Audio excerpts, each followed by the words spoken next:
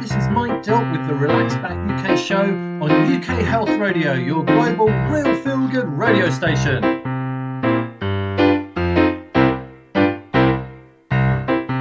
On the Relax Back UK show, we explore all kinds of health topics, so keep listening and enjoy the ride.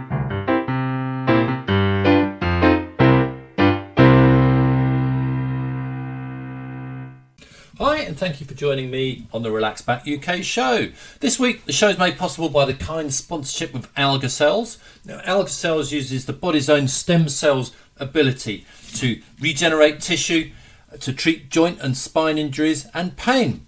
Check out their website, algacells.com. This week, we start off with something quite nasty.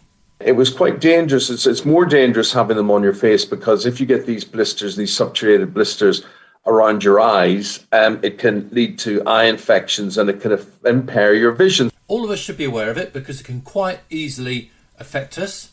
It's shingles, and I speak with broadcaster Eamon Holmes and Strictly dancer James Jordan.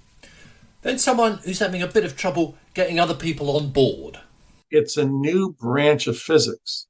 It provides the world unlimited energy, clean energy from the sun and the stars.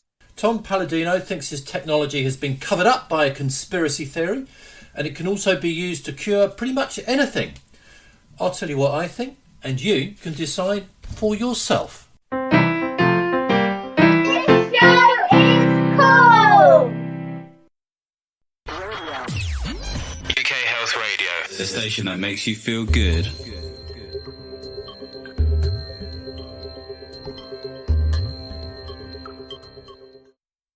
Nagging pain. We at Alga Cells know that a small amount of the patient's own bone marrow and blood cells can treat many painful conditions with regenerative orthopedic therapy. This is an attractive treatment option for painful joints, back pain, sports injuries and many other conditions. It may avoid the need for surgery altogether.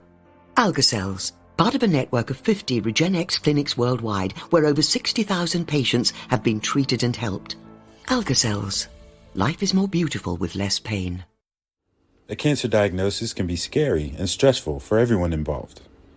Hello Love is a contemporary living space and well-being center in central London where anyone can come and learn about illness prevention and non-toxic practice. Inside, you will find a vegan restaurant, juice bar, and holistic dojo that encourage lifestyle changes to help heal mind, body, and spirit connection. Cancer patients are offered free sessions. To find out more, please visit us at hellolove.org. The station that makes you feel good.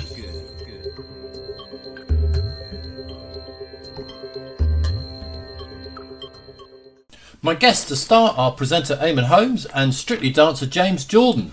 I started by asking them what they have in common. Oh, we have everything in common. Yeah, we do. Quiet, do you?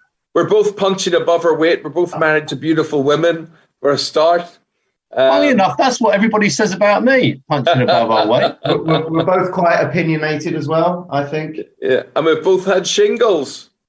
And we're both had always shingles. right. All right, okay. So it's not that Eamon's a secret dancer and James has done broadcasting. Okay, you both had shingles. All right. Which begs the first question: what on earth is shingles?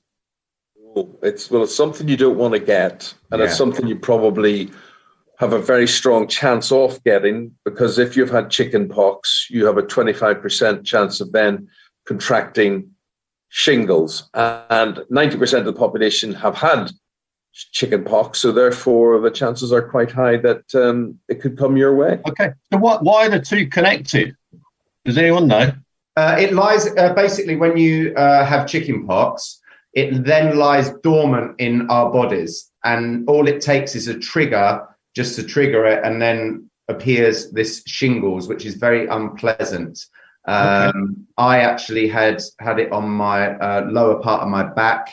It's generally in one area on one side of your body. And yeah, for me, it was the pain. I was actually abroad when it happened.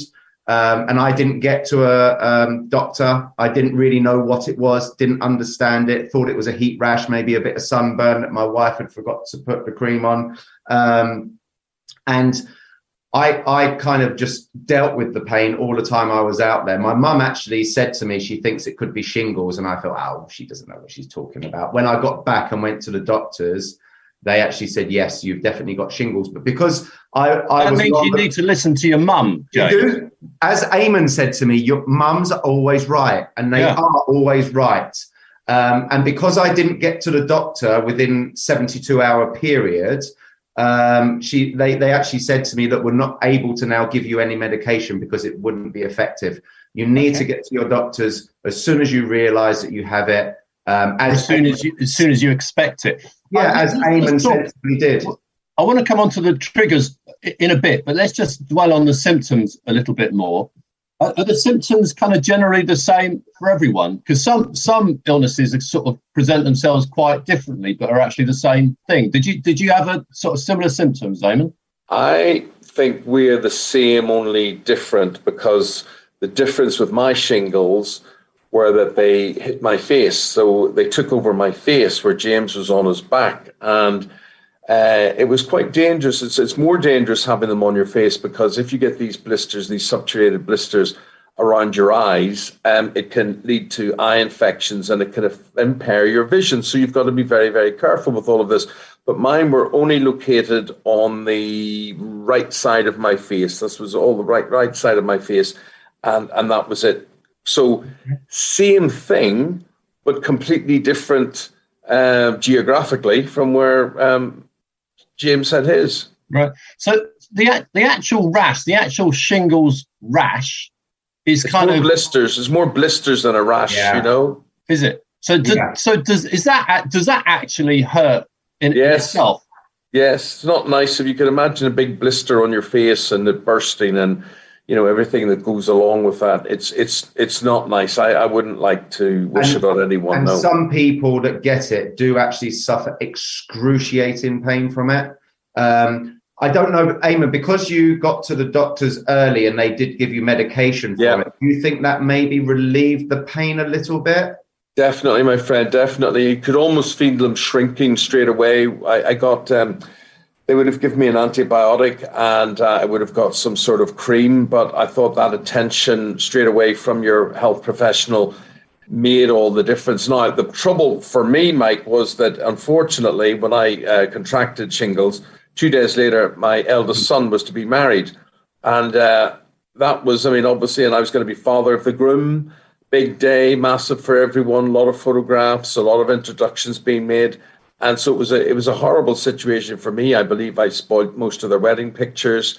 And also people, you could tell, people would come up to you to shake your hand and then they'd have second thoughts about it. They'd think, oh, no, we'll not bother with this.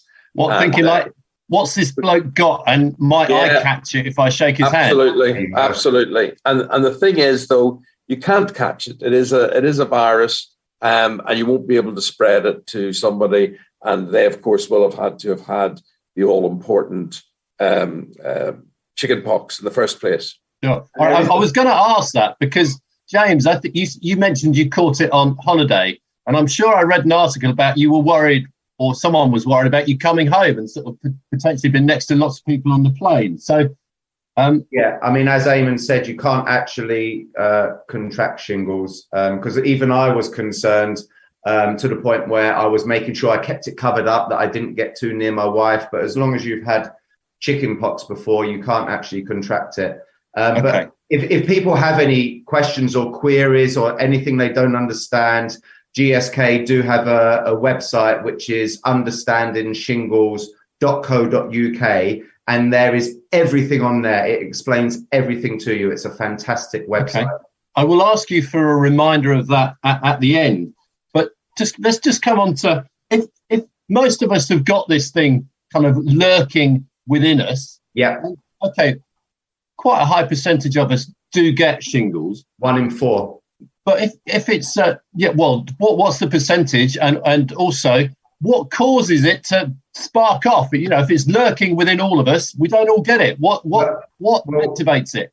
Personally, when I went to my GP, they were aware that I'd lost my dad quite close to the holiday. I didn't deal with it very well. My immune system was low, and that is something that can trigger it, because obviously as people get older, your immune system suppresses as well. That's why it's more common as you get older. Generally, younger people don't get it as much as the older people, although but let's say, James, you're young and pretty fit compared to my other guests, possibly. Wow. Sorry. What happened there? Sorry about that, Eamon. I'll be honest, I was shocked when I found out I had shingles, same as you. I actually thought to myself, because I wasn't aware what it was, the percentages of what people get it. I thought it was just something that older people got. And that's why this is such a great campaign, to raise awareness that if people do get it, that they know what it is and they can get it treated straight away. Yeah. Okay. So both of you guys got it, and it was unpleasant. In fact, it was really quite nasty. But you're both healthy now. You got through it.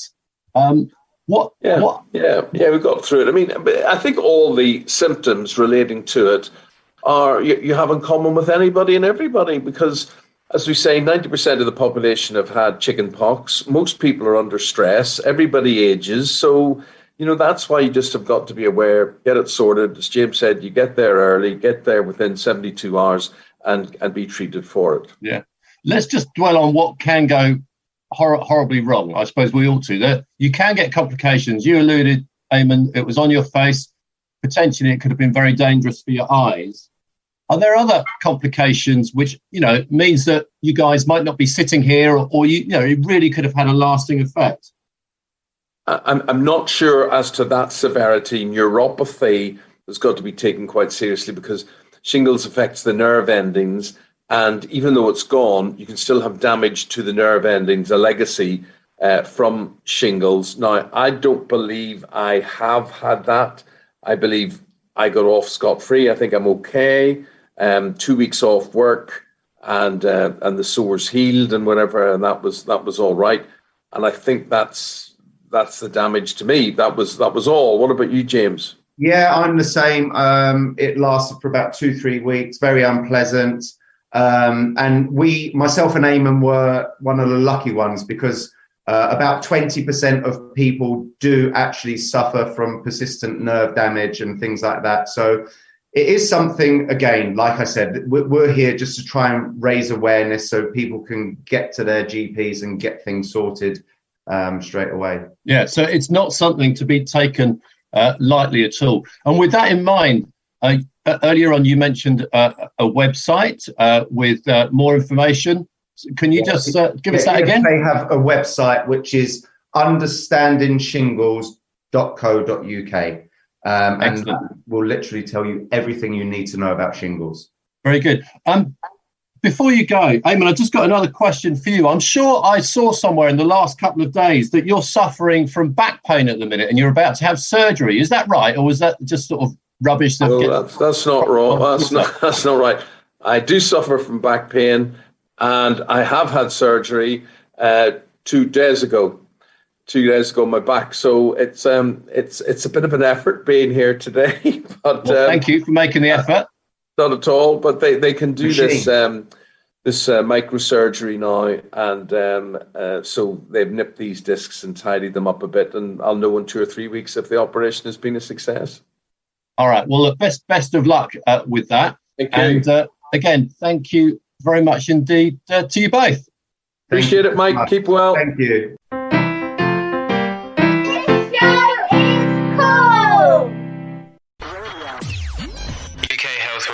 The station that makes you feel good.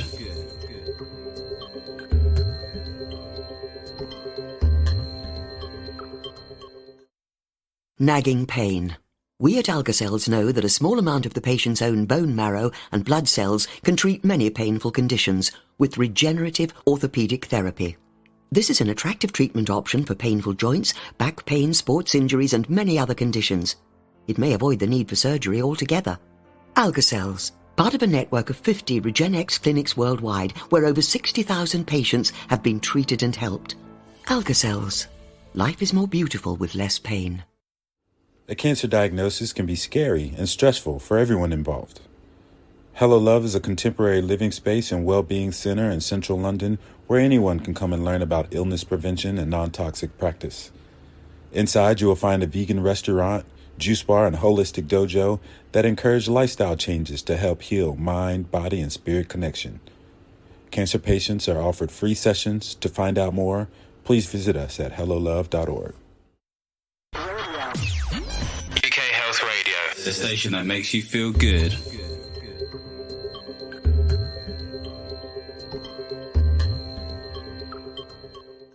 Tom Palladino of Scalar Light is my next guest, and I just started by thanking him for taking the time to chat. Thank you for this opportunity to speak to your audience, Mike. You're very welcome. So I had a sneaky peek at your website before I started, and on it says Scalar Light detects and cleanses pathogens by using your photograph. And so I like to think I've got a pretty open mind about all kinds of different things. But I have to say, I kind of read that and I was struggling to the point of being really quite dubious, I have to say. So I thought what I would do is I'd say, all right, Tom, I shall give you the floor or the waves, the radio waves, and just get you to persuade me. So you've got a bit of a someone who's a bit skeptical on your hands. Okay. Go ahead. Okay. Again, thanks for this opportunity. I'm working with scalar energy. It's not electricity. So the immediate distinction we have to make is that this is a different type of energy. It's not electromagnetic energy. Now, with that, I've developed instruments, scalar energy instruments that can control this dimension of energy. And what do I do with this energy? Well, there's so many things you can do. In practice, I'm able to detect a pathogen, a microbe, and I can break down the molecular bonds of that pathogen, that microbe, with an instrument, a scalar energy instrument. So you're subjecting, if you will, a force field upon a person. It's a scalar energy force field, and that force field can pinpoint, can identify a microbe and destroy it. In a nutshell, that's what I do. So tell me a bit more about the scalar energy. So is the scalar energy, it's not on the electromagnetic spectrum, you're saying? Right. That's correct. It's a different type of energy. So in essence, there's two energies in the universe, scalar energy and electromagnetic energy. And I'll ask the audience to go back 100, 125 years ago to Nikola Tesla. Nikola Tesla was experimenting with scalar energy. He was actually the first one to harness scalar energy. He called it radiant energy. So even Tesla, the great scientist, admitted that there's two different energies. Later in his life, he was only working with radiant energy or scalar energy. So it is now apparent that there's two energies. Did he publish any papers on scalar energy? Yes, he did. Yes, he did. And he was actually inventing scalar energy instruments. But these instruments were so profound. You see, Mike, this is free energy. Scalar energy are free energy instruments. We harness the sun and the stars. So his research, the latter part of his life, was really suppressed, heavily suppressed, censored, because the powers that be did not want this free energy. Right. Okay. So the scalar energy comes from the sun and the stars. Okay. So because everything that comes from the sun is on the electromagnetic spectrum, isn't it? Really?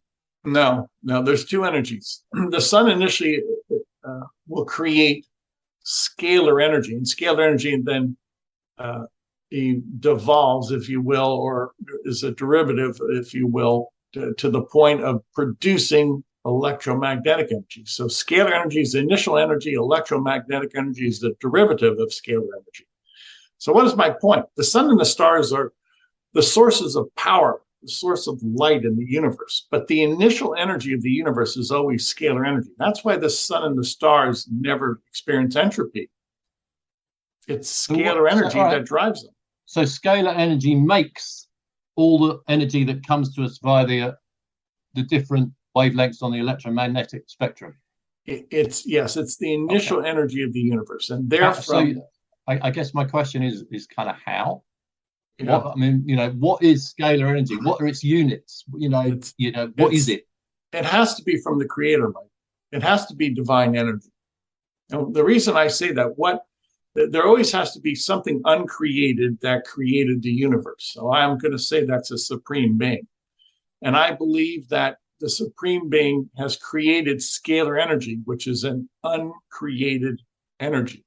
So if we're going to go back in time and look at the cosmology of the universe, I would say that scalar energy was the first principle. It is the driving force of the universe.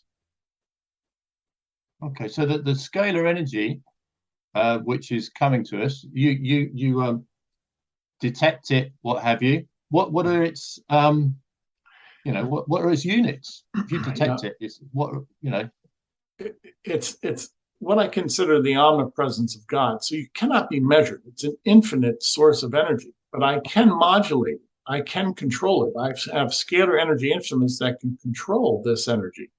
And I'm able, if you will, to control it to the point that I can administer this energy and break down molecular bonds or create molecular bonds. Okay. So one of the functions of scalar energy, it holds together matter. It holds together a molecular state. Let's just rewind a little bit. So the scalar energy is coming from the sun and the stars. It's coming towards us, or however I guess two things. How does it travel? And when it gets to Earth, what do you do with it? Okay, on account of the fact that this energy is everywhere from the sun and the stars, it's the omnipresence of God. Per se, it does not travel. It fills the universe, and we simply tap into it anywhere we are located in the universe. So this is, if you will, the blanket that covers the universe. So it doesn't have a frequency because it does not have to deliver a waveform. There are no cycles per second. Rather, it's the omnipresence. So in a way, we could call it a scalar concept because it does not have direction. Many physicists use the term scalar for something that fills an environment, sort of like a barometric pressure fills an environment. It doesn't have, per se, a direction. So this is what I've discovered. Regardless of where I have my scalar energy instrument, I can tap into this energy anywhere on planet Earth, and I have let's say an infinite supply of energy without any restrictions. So I don't have to worry about the direction of this energy. I don't have to worry about pinpointing or finding this energy. It's everywhere. Okay. So your machine detects it or does something with it because it's everywhere. Well, this sounds like it could be very useful for mankind. Can you convert that energy into it's free energy? Exactly. This is what Tesla was working on. Tesla had a tower, a scalar energy tower in New York, outside of New York City, in Long Island. And this tower, if you look at it carefully, did not have a generator. There was no armature. There was no turbine. It was simply a tower that captured the energy of the sun and the stars. So what am I saying? This is free energy. This is why Tesla was censored. Tesla had a scalar energy tower that he could have powered all of New York City, perhaps the United States with, because it's an unlimited source of energy. I think we need. You said he's done some papers. I think we need some references, Tom. Yeah. If you look at, there's a great book on his 1899 experiments in Colorado Springs, and I've read that book. Read it, and you'll see that he's working with a different energy dimension. It's from his 1899 experiments in Colorado. I think really peer-reviewed papers are more likely to hack it than a book. I can write a book, and I don't know anything about it. You're right, but you're right, Mike. But here's the problem: most scientists don't even acknowledge that scalar energy exists. Most scientists have never developed a scalar energy instrument. I could rattle off fewer than 10 bona fide scalar energy researchers. Most of them are dead. So to have a peer-reviewed study, it's just not in the offing. Okay, all right. Well, we'll park that on one side. Tell me what do you do with the scalar energy when you're detectors or your machines that you develop? What do they do with that? Okay, so let me make this clear. I have scalar energy instruments that capture sunlight and starlight. I don't have to create the energy. So once I capture that, then I can, if you will, use this energy, broadcast it, interface with it, and I work with people or animals by way of their photograph. Let me make this very clear. I never work in person. People will email me a photograph. This is my photograph. My photograph has a scalar energy signature on it. When I place my photograph in an instrument, my instrument finds my energy field. So my photograph is really my bilocated version. Other scientists have proven this, but most of them are dead, frankly. And my photograph then not only will identify me, but will allow me to access my energy field, what some people call the quantum energy. And I can identify viruses, bacteria, fungi, and I can destroy viruses. You're racing on. Let's just step back a little bit. You're holding up a photograph there and you're saying, this has got my light signature. Okay, yes. Well, you know, it's got a picture of you, for sure. Yes. And it's a photograph, so it's made by light. But what is your light signature? It's every object, including a photograph, has a scalar energy signature. It's like my fingerprint. Everybody has a unique fingerprint. My photograph is my unique scalar energy fingerprint.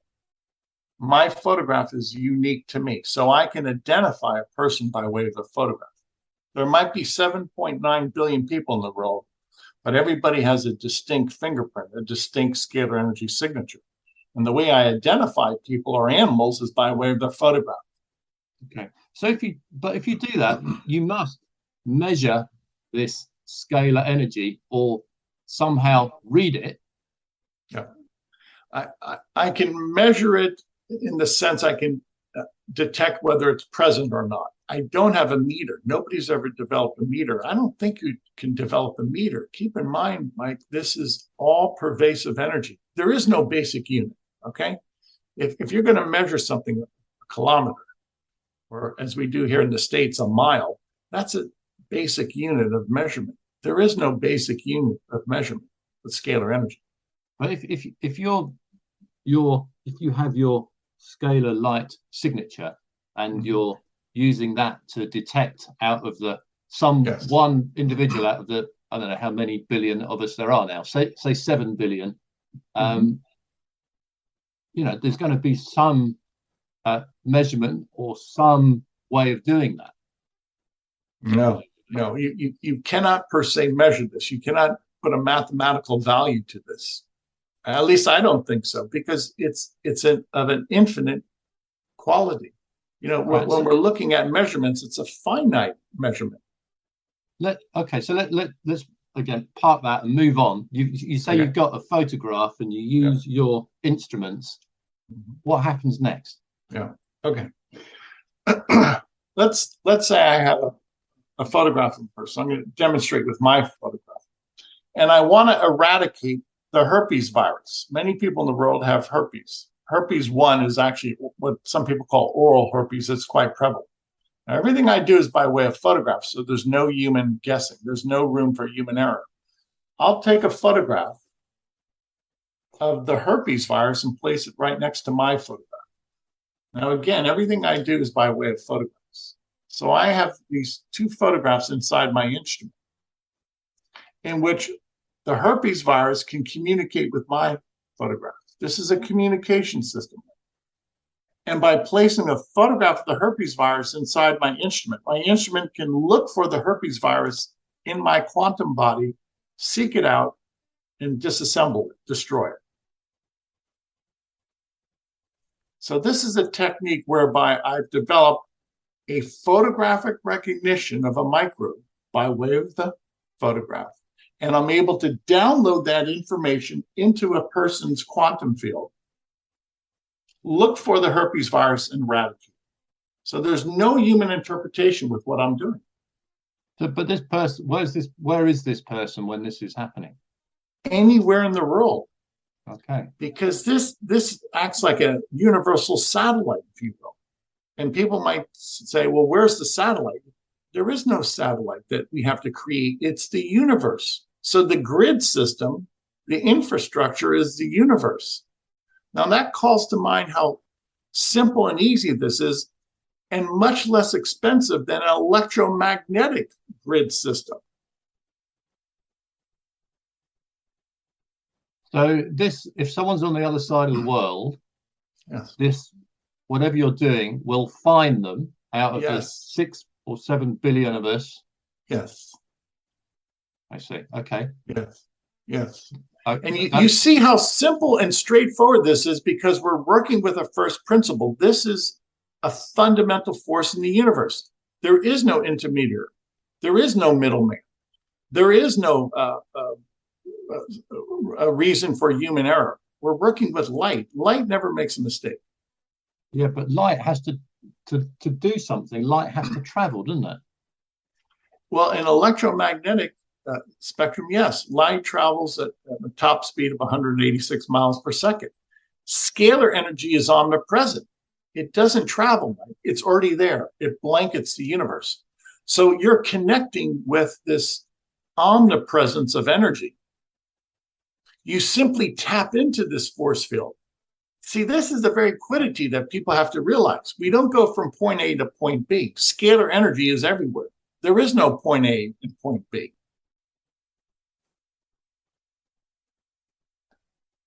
Okay. I think you might have to give a little more information. If the scalar energy is everywhere, the information is taken by the scalar energy, is it?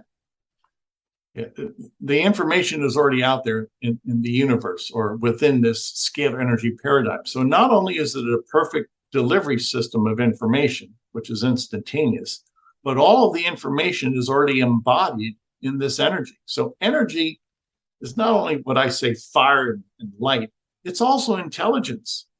So if I have an infinite energy field, I also have an infinite intelligence field.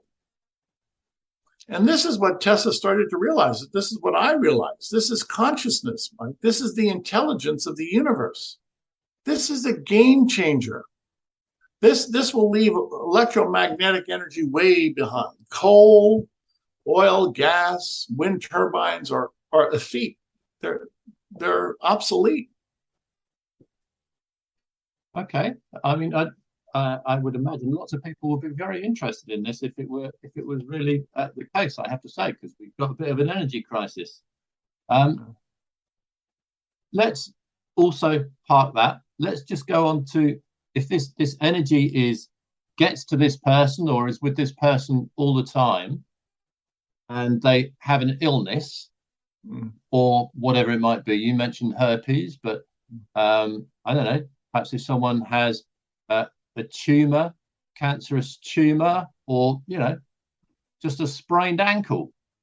Talk me through the process of making them better. Okay. My specialty, the technique that I've perfected, is the ability to identify microbes, germs, and eradicate microbes. I don't have any proficiency with cancer, but I think it's possible. So if somebody were to send me a photograph, again, I only work with photographs, I'm able to place their photograph, print out a photograph and place it in the instrument. So the photograph is a bilocated version of a person. So by working with their energy field, their bilocated version, I'm able to pinpoint approximately 400,000 species of pathogens, microbes. That's my current state of expertise. To look at a photograph, interpret the presence of a microbe on a photograph and eradicate it. All of that takes place in the quantum field, which is a scalar energy force field. Okay, so this instrument you've developed, there's quite a lot going on inside it then, presumably. Yes. Yes. How big is this instrument? It's about, if I laid it on the table, about 6-7 feet long. It's an engineering feat. A number of people have worked on this technology over the past century. So my model is the current updated model, if you will. I had a predecessor, his name was Hieronymus. In many ways, I copied his work. Well, again, why is this so important? It's a new branch of physics. It provides the world unlimited energy, clean energy from the sun and the stars. And if we retrace the footsteps of Nikola Tesla, we'll be able to develop a tower, a broadcast tower, that we can deliver energy, scalar energy, wireless transmission of energy, free energy from the sun and the stars without a carbon footprint.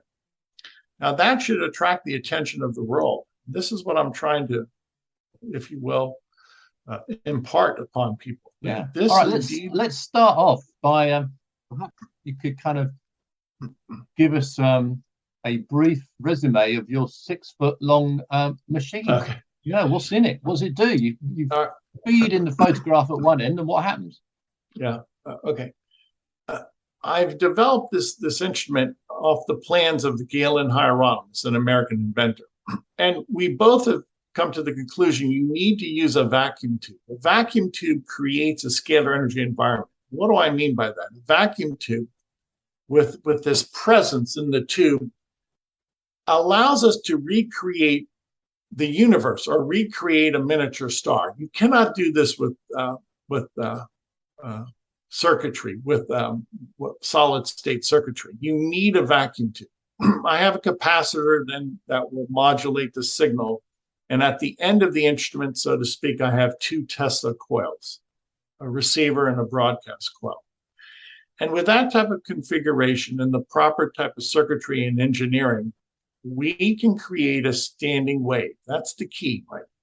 We're no longer working with electricity. We're working with the different type of energy, a standing scalar energy wave. And within the vicinity of my instrument, it's a scalar energy environment. It's no longer an electromagnetic environment. And when I place a person's photograph in that scalar energy environment, it's a different physics. It's no longer electromagnetic physics. So again, to really inculcate it, just said it's a wave. It's a wave, but it's an infinite wave. It's not a particle. Let me make this clear. Scalar energy is non-physical. It's pure light. It is a waveform, but this wave is infinite. And if you will, this wave is interconnected throughout the universe. But if you looked at it in composition, it's a double helix. It's not a particle. Okay, so a standing wave is, essentially it's a wave that then hits a wall and comes back on itself, isn't it? So it's formed by when you have 2 traveling waves and you superimpose. I'm talking about electromagnetic waves here, obviously. Yeah, that's a good point. 2 waves, and they're the same amplitude and they're in the same orientation. So they're the same frequency. Yeah, so very good. Kind of not traveling anywhere, really. Yeah. And the term I'm using, standing wave, I'm using that terminology for scalar energy. So the terminology is different from that of electromagnetic energy. But you hit the nail on the head by saying, when you're working in that electromagnetic spectrum, perhaps it cancels out. And perhaps with that canceling out, there's a presence then. So you don't have to travel with scalar energy. It's simply a presence. So we have to really draw this point that there is no locality with scalar energy. It's non-local. All right. Okay. So sorry, I interrupted. You were talking about you got a vacuum tube. Yeah. And you got two Tesla coils. Yes. One was broadcasting, which was I didn't think you needed to broadcast. Well, I use that term broadcast. It's the presence of scalar energy. Are those 2 coils broadcasting scalar energy? Yes, but that scalar energy finds its way into the blanket of the universe. In other words, we leave the electromagnetic spectrum behind. Next to the Tesla coils is a scalar energy environment in which electricity and magnetism is negated. And then we can access a person's quantum field next to those Tesla coils. So we've negated electricity and magnetism. That's the key.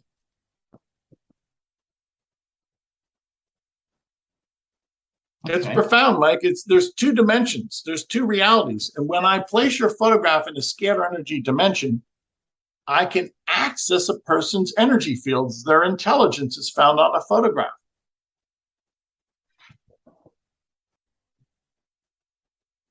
Okay, well, maybe it could be used for good. Get a picture of Putin in there. Get him behaving sensibly. He needs a lot of help. He's an evil man. Yeah. You know, in application, we've demonstrated, we work with people around the world, once again, by a photograph. Many times I have sent a collage, a group photograph. I've been working with an HIV/AIDS clinic in Delhi, India. For the sake of the audience, I've never been to India in my life. And the people that I work with claim that they feel well. After I work with them with a scalar energy instrument, many people say that they no longer have any viral load for HIV. Now, it's a new science. I'll let the audience come to their conclusion. The people in India tell me that they feel better. Yeah. Well, two things. Tom, you just told me it's not new. People have been looking at it for 100 years. Although, and I'm going to ask you for a list of their papers at the end, so I can. But also, I'm sounding a bit negative here. Frankly, I am a little negative, but I'm sure you are perfectly capable of handling that. Like you're a man. You say you're a man of science. You know, so honestly, testimonials don't hack it. You know, You're right. You need something a little bigger. I just can't help thinking. You need some studies. But there's no scientific protocol, Mike. Imagine 100 years ago when nobody had a computer. Did anybody understand computer science? No. Was there any scientific protocol for computers? No. So we need a new protocol for this new branch of physics. See, this is very key, Mike. Even though I'm treating people in India by way of their photograph, I can prove my work in my laboratory. I cannot prove that at a distance. I don't have a scientific method. There's no protocol to prove my work. I have to rely upon the testimonies. You know, you can't go into a university and say, let's do a double blind test on a photograph. There is no double blind for a photograph. So this is the new paradigm. This is a new way of thinking. We need a new way to test this. Yeah, although you have said it a few times, it's not so new. It's been, Tesla wrote some papers on it, and no one really picked it up. Mike, it's suppressed. If everything I'm telling you is true and accurate, this is free energy that will end the energy crisis, that could prove to be the cure for pathogenic disease. The powers that be do not want this. Now, I cannot prove my work outside my laboratory, but I'm getting great results from people around the world. So I have to rely upon that body of evidence and testimonies. There is no scientific protocol. I must admit, I do find it very difficult.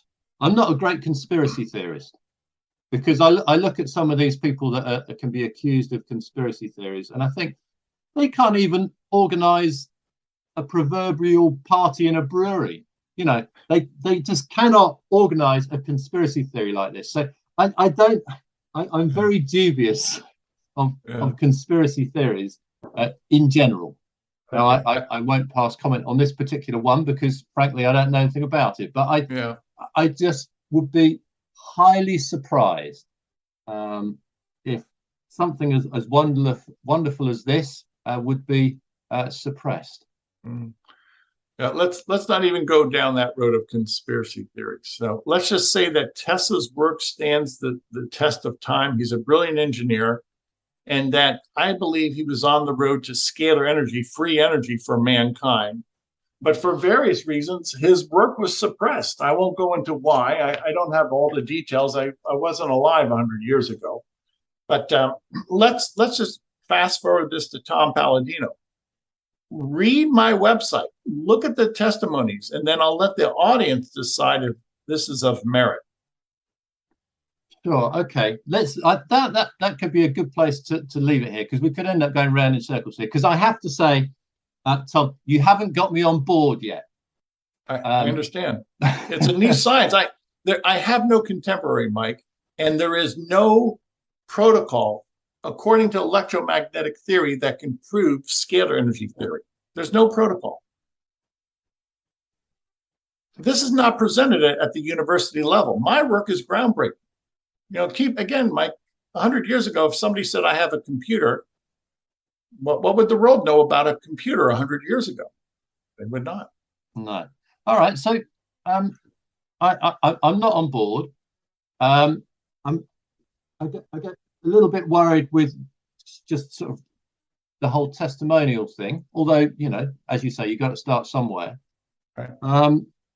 And another thing that does worry me, because you say this isn't proven for everybody. You're very happy yourself that it works.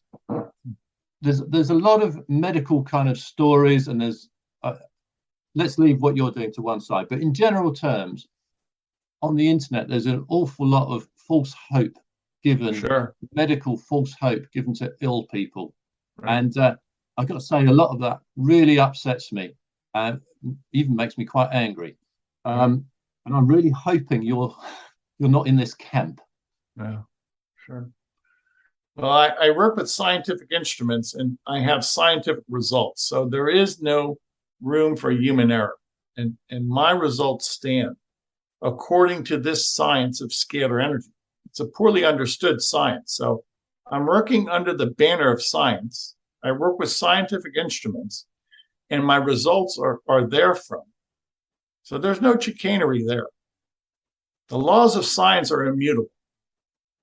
Okay, I will wait until you get some other scientists working with you, some collaborators. I mean, if people hear this, they must think, oh, this is wonderful. Let's, sign him up. Let's collaborate. Let's get him on board. I would like to think that, maybe there could be some papers written with some collaborators, and it can get peer reviewed, and people can. Right. You're right, Mike. I should not be the only one in the world doing this. I'm flabbergasted why I'm one of the few scalar energy scientists. Yeah. So at the start, before we started recording, you said something about if people are listening to this and they want to have a go, this is possible. Yes. So let people know how they can do that if they'd like to. Okay. Marching forward, we want to prove that this works, at least prove it to the individual. So we offer everybody in the world free sessions, 15 days of free sessions. You visit the website, scalarlight.com. Anybody in the world can visit the website, upload your photograph, email us your photograph, and we will work with your quantum field. We'll work with your energy signature. We identify germs, eradicate germs, balance your brain waves, your chakras, and we can assemble nutrients. We do all of this through this energy force field, this scalar energy force field. My work is unique. I work with unique instruments. So you have to experience my unique work by sending in your photograph. I want to prove to you that this works. Okay, there you go, guys. You can take him up if people want to. So they'll get in contact with you via your website. Yes, correct. Okay. That's the best way. All right, that's fine. They're very welcome to do that. Tom, I'm not sure I would be taking you up on the offer, but thank you very much indeed for the offer. Thank you. And also, look, thank you very much indeed for talking. Something that Tom has suggested he can do, and I'm going to take him up on his offer, is that he can send links to research that Tesla and other scientists have done on this. So that'll be very good. And I can include that on some of the social media. I can include the links if people want to follow that up. Please do remember his offer of trying out his I'm not sure what to call it, his method. Is that fair? That's Can fine. I call it your method? That's yeah. fine. That's fine, Mike. That's fine. So do take that up. That is a genuine offer from Tom. Tom is shaking his head. Well, not shaking. He's nodding his head in the affirmative. So do take him up on that if you are interested. And it just remains for me to say, Tom, look, thanks very much indeed for chatting. As I said, I'm not sure I'm on board yet, but doesn't matter. Thanks very much for coming on and chatting. Thank you for the time to speak to your audience. I'll provide that information to you. Many of the, if you will, white papers I'll present to you are from my predecessors. Most of those men and women are deceased. Yeah, well, that's the whole point of writing papers, isn't it? Science can take a long time to develop. Yes. Yeah, you're right. Good point. Yeah.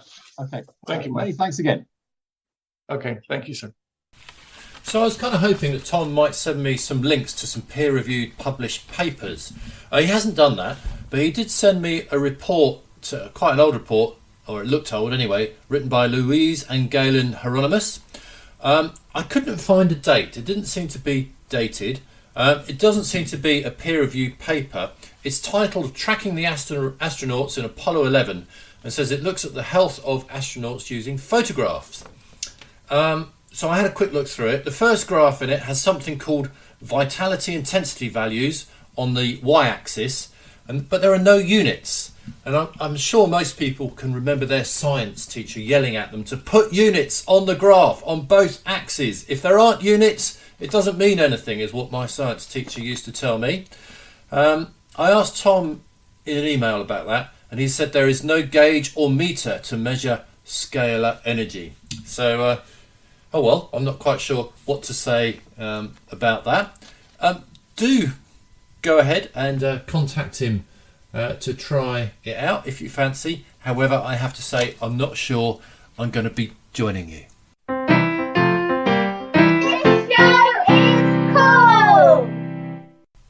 Thank you to my guests on this week's show. They were Eamon Holmes and James Jordan talking about shingles, and Tom Palladino of Scalar Light. Thank you to you for listening, and a special thanks to the show's sponsor, Algacells, who bring regenerative orthopaedic medicine to the UK. See their website, algacells.com. If you or a loved one are in pain, do have a look. That was the Relax Back UK show with me, Mike Dill. Thank you for listening, and please do join us again next time.